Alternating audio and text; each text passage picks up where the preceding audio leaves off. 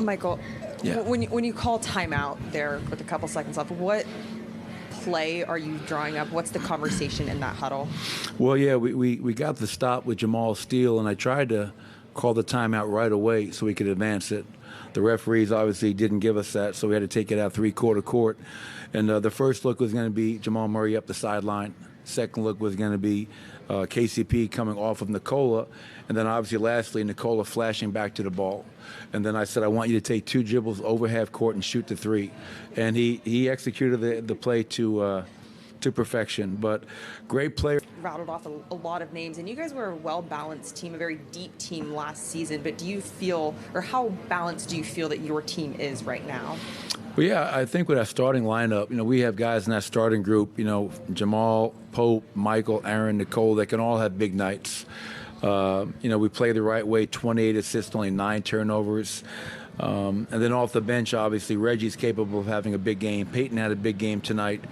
And, the reality is, we're playing a lot of young guys off of our bench. So when you play young guys, there are going to be, some ups and downs. And we're living with that because we feel that Christian, Peyton, Julian, all those guys have very bright futures ahead of them. So the experiences that they're getting now is only going to help us as we move forward, not just this year, but for many years to come. Hey, Coach, what with the three-point defense being what it was tonight, what did you guys find to close out on the 25-4 run?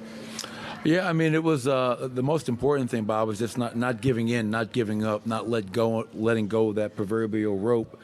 And so there was a belief, and we just kept on chipping away. And then we'd get another stop and we'd score. We get to the foul line.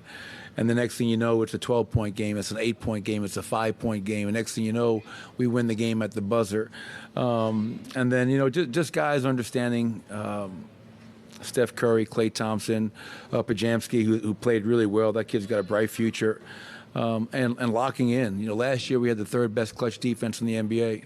And I think tonight down the stretch that showed. The third quarter isn't what we expected. Me neither. Yeah.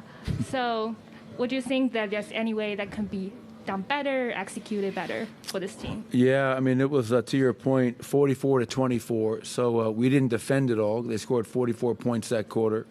And then offensively, we were just very stagnant. You look at, we won every other quarter aside from the third quarter. And unfortunately, it was a 20-point deficit in that one quarter. So we could have been better offensively. And to be better offensively, that always starts with your defense and your rebounding. But they came out hot. They came out on fire. And we didn't do a whole lot to disrupt their rhythm. And we'll watch the film. We have the toughest back-to-back in the business tomorrow night at home, going from the West Coast back to Denver. But hopefully our guys are ready for that challenge. Coach, it's more of a big picture question in terms of you guys have bigger things in mind, obviously, with what you accomplished last year and where you'd like to be playing at the end of the year. How do you maintain that focus now and the urgency that you need game to game now, knowing that your guys are thinking we want to be playing in May and June? Yeah, it's definitely a challenge, and that was one thing we addressed going into training camp was understanding you've gone from being a team that was a hunter to now being hunted by 29 other teams who are trying to dethrone the reigning NBA champions, and understand that every night you have a target on your back. You're going to get everybody's best. Golden State's used to that. They've won 4, and everybody gets up to play the champs. And so I have to remind our guys at times. I got to jump our guys at times. And you have to trust your veteran core group and our starters to bring it and to hold each other accountable. It can't always come from me. And I think for the most part, we've won 6 in a row on the road, as I mentioned earlier. We're now, I think, 11-2 in our last 13 games. I think we're doing a pretty good job of understanding every single night we're going to get the opponent's best, and we have to bring it, and we have to hold ourselves to that standard that we always talk about. And when we're not living up to that standard, it's a collective accountability. We all have to be better. You mentioned the third quarter kind of getting blitzed by the Warriors. You also talked about how impressed you were with your guys to be able to stick with it. What did you see change? I think you started the fourth on a 13-0 run. What did you see change in that quick amount of time to push you guys to that run? Yeah, they came out in the third quarter very, very aggressive. And we didn't match that. They had us on our heels the whole third quarter, and that's why they outscored us 44-24. And then I felt, okay, enough's enough. Our backs are against the wall. Like, we have to go now. And we became the aggressor. We became the team that was getting stops, pushing, attacking. We became more physical. And, when you have two talented teams like you have in Golden State and us, 9 times out of 10, the most aggressive team is going to win. And that's something I learned from my father many years ago. And I felt when the game was on the line, we were the more aggressive team. We got timely stops. And we just kept on believing, not only in ourselves, but in the guy next to us. And that's always a beautiful thing to see. And then, She's dominating the mic tonight. Coach, I might have missed this. You might have said this in the beginning. What play did you draw? Yeah, well, as I was telling the people from the Denver Post, they're not here tonight, I'm sorry. What happened was when Jamal got that steal, great stop at the end of the game, I had one timeout left, and I was calling it right away in hopes that we'd be able to advance the ball.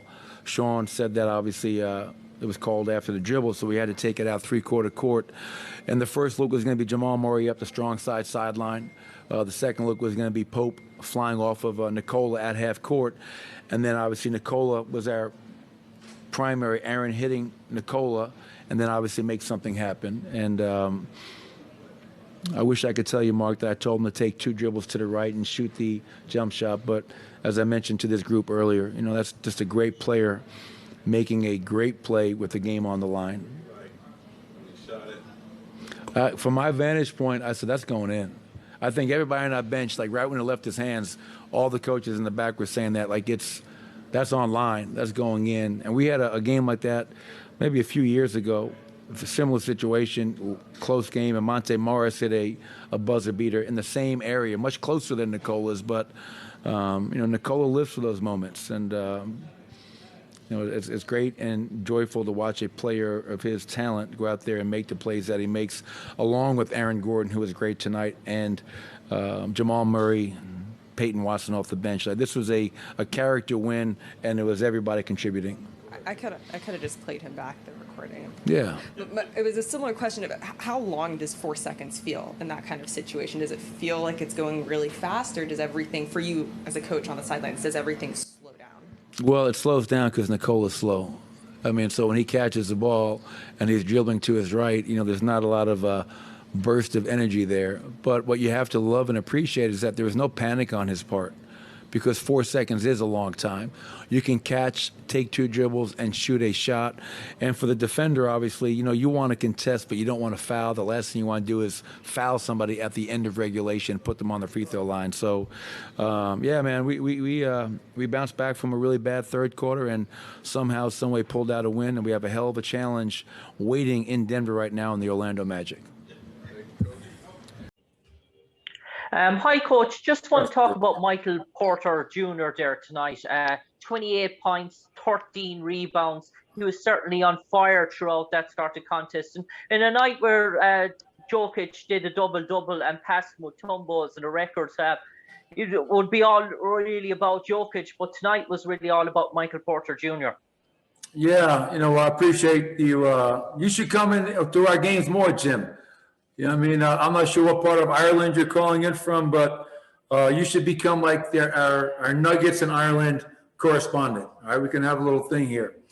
Yeah, I'd be delighted to. Yes, we got to start something. I'll come over there in the summer. We can do some clinics. We can go visit my grandparents, where they're from in County Clare. Be like homecoming. I'm from County Clare. I'm from County Clare as well. Well, we might be cousins, Jim. Right? Maybe. I'm a Malone, I'm a Degnan, I'm a Kaloran, I'm a Murphy, I'm all that. I'm 100%. But anyways, to your question. Yeah, Nikola goes out, gets 12, 10, and 10, and you're a great player when you have a triple-double and nobody even talks about it, because we expect that from Nikola every night. But your point about Michael Porter having a terrific game, I agree. And I'm just so excited because Michael, the scoring, 28 points, 3 made threes, the rebounding, 13 rebounds. But more importantly, it's the defense. Guarding a guy like Gordon Hayward and just starting to grow, and things are starting to come more naturally for him. And the only way you grow and improve on defense is if you care. And that's probably where I'm most proud about Michael Porter, is that he's shown that he cares. He doesn't just want to be a great scorer. He wants to be a guy that can help us on both ends. And tonight was a great example of that. So with that, I will bid my farewell. Shlancha, happy St. Patrick's Day, everybody. Get home safely and see you soon.